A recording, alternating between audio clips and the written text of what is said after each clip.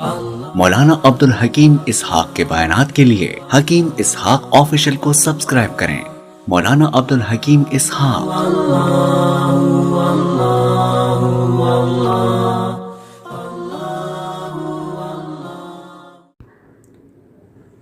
السلام علیکم ورحمۃ اللہ وبرکاتہ۔ بسم اللہ الرحمن الرحیم۔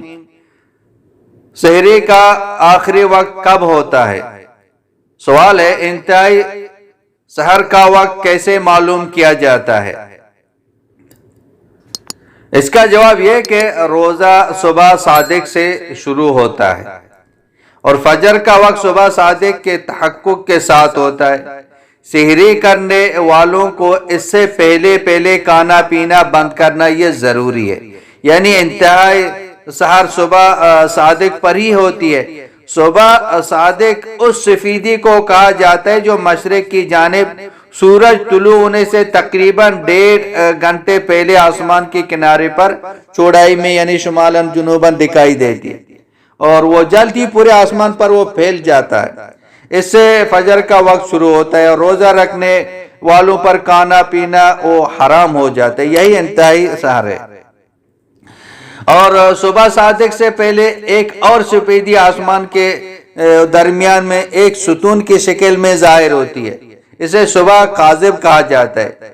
اس روشنی کے ظاہر ہونے پر نہ فجر کا وقت داخل ہوتا ہے اور نہ روزہ رکھنے کا ارادہ کرنے والوں پر کھانا پینا حرام ہوتا ہے۔ اور موجودہ دور میں عوام الناس کی سہولت کے لیے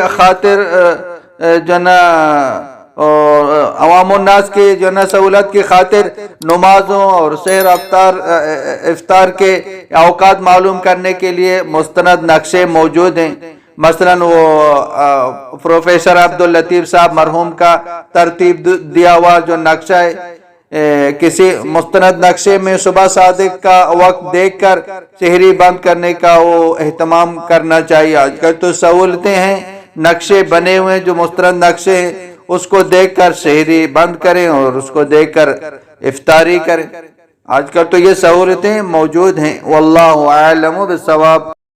مولانا عبدالحکیم اسحاق کے بیانات کے لیے حکیم اسحاق آفیشل کو سبسکرائب کریں۔ مولانا عبدالحکیم اسحاق۔